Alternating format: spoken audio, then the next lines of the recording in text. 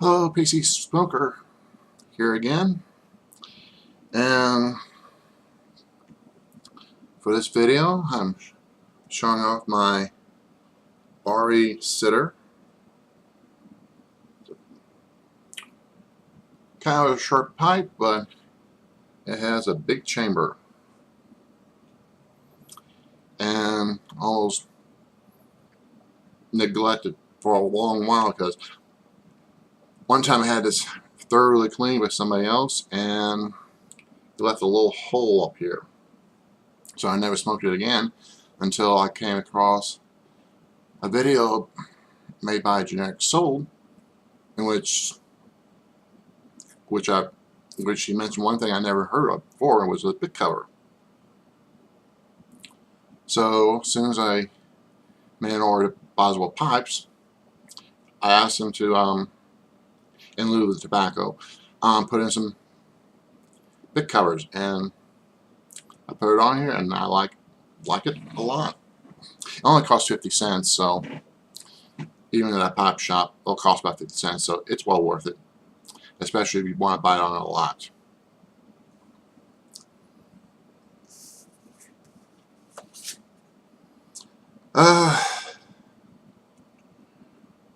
I've been roaming around some of the videos, and they always ask about Jay's 10 questions. So I went around to other websites to see what their questions were. And right now I got 2 from Jay, and then one from Big Papa Mike 100, which I'll use at a later date when I'm on a location spot. But the 10 questions I'm going to answer right now are coming from TheWanderingRecluse, and they're pretty good questions. So there we go. Number 1. What is your biggest pipe smoking pet peeve? And if you don't have one, just name one.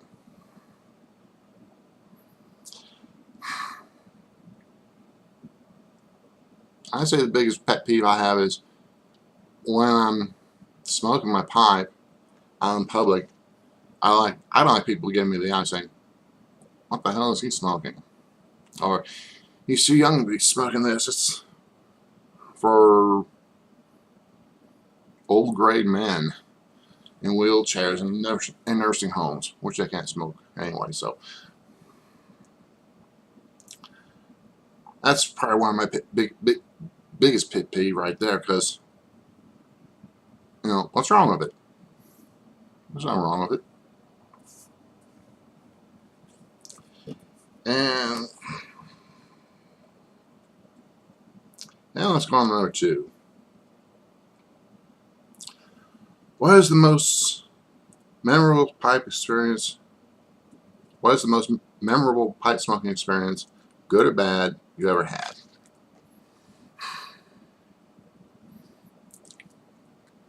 The one thing I like to add on is probably, what would be your most memorable pipe smoking experience? And for that, I would just say, like when I turned 18 and start smoking this in front of my parents, see what their reactions would be. Of course, they never found out till shortly before I'm well over 21 and before they died. So I can only imagine what they'll probably be shocked and all that, but probably will accept it like they did in the end. Going back to reality now, memorable one was probably when I was 14.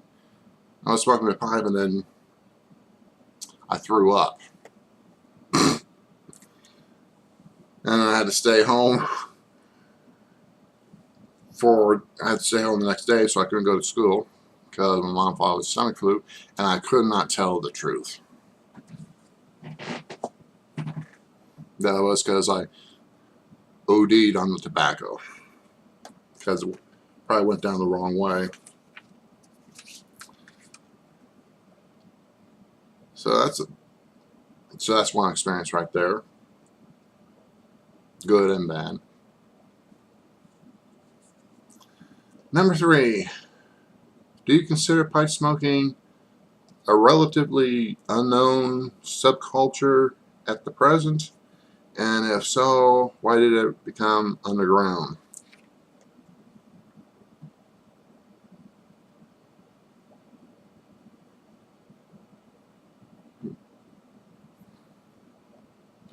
I don't think it did went underground. It just became subcultures. It's like smoking kind of got classified to generally back then 3 categories. You got your pipes, you got your cigars, you got the legal joints. And then later on, came before subculture was illegal joints. So I don't think society consider that a subculture. It's just that, you know, that's the way we're all grouped. And like I said before, it's probably because with pipe smoking, it's related to those who are over 50 or over 60. What grandfathers would be doing, and St. Nick. So it's not quite a subculture. It's just what's going on the ground. It's just we're here, but people have never noticed until now. Which comes to number 4. Do you think the YouTube pipe community will eventually make pipe smoking more mainstream? Hard to say, because right now you got the anti-tobacco Nazis trying to snuff it out, all because something we did. We just got dragged. We was taken prisoners by the legal joint people.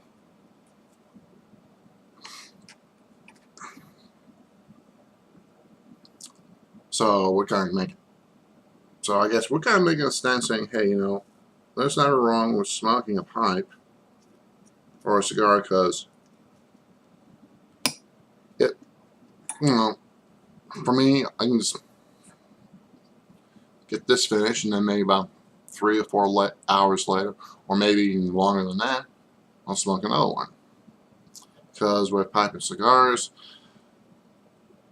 you don't lose that willpower that the other smokers always loses, because that's why it's so hard for them to quit or to switch over, because the nicotine, benzene, formaldehyde, other stuff that goes into their joints, that's what's killing off their willpower.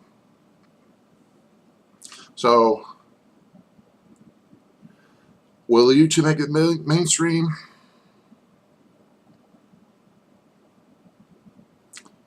It's a toss-up, 50-50.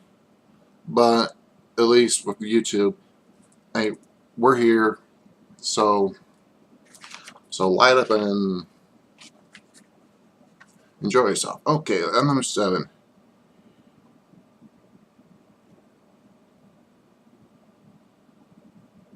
If you could take one pipe with you on an island, along with one tobacco, what would they be? No brainer on that. Got it right here. A nice good jumbo Boswell pipe that I'll take along with me, and as much as Captain Black Royal Tobacco as much as possible. That's why I'll take it with me all the time. Okay, number 6. Describe the perfect pipe smoking setting. When I'm back home,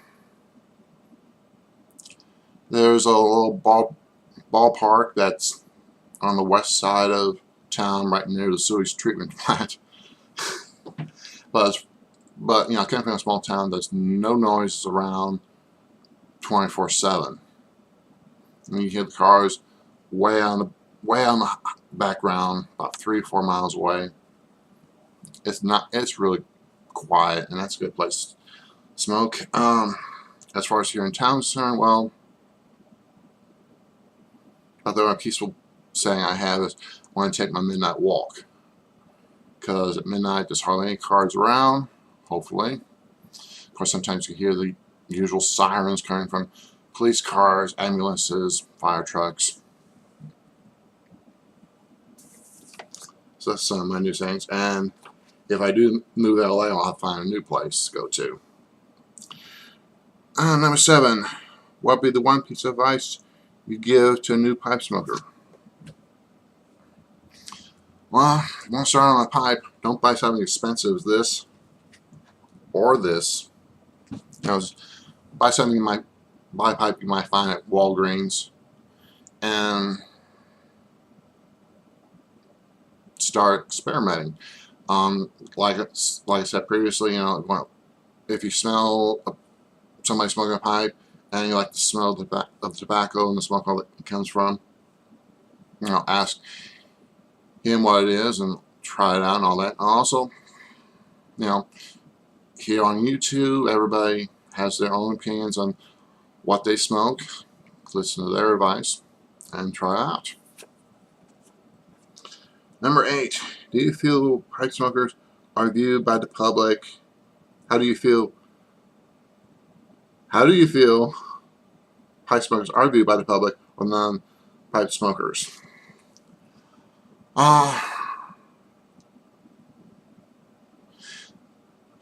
Public-wise, it's like I said before, it's like something they never noticed before. That for somebody for people who are younger than say 65, it's something new they never noticed. Probably for those who are over 30, kind of connected with fatherhood and all that, and under 30, it's kind of new to them. So to the public, it's kind of like, oh, that's kind of nice. It's a big change from what other people are smoking. And for the non-smokers, it's more like, you traitor. You traitor, you should be smoking what we're smoking, or, gee, I wish I could smoke what you're smoking. Give me the pipe. Number 9. What is the biggest misconception against pipe smoking in your opinion?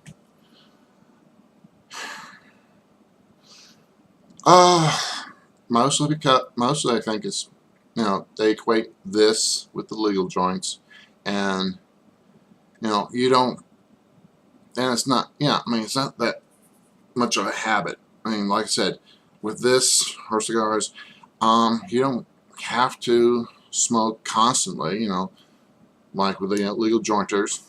You smoke about 50 minutes and then take a rest 15 minutes and then light up again and do it over and over and over. With this, like I said, I go 3 or 4 hours before I light another one, or I can go on longer than that. I can go on for a day or two or even weeks. So it's not a habit per se, as in your willpower is killed by it. You do have the willpower to stop for a few hours or a few days or a few weeks or in a few months. So it's not really a habit per se. And lastly, number 10, are you a morning smoker, afternoon smoker, or evening smoker?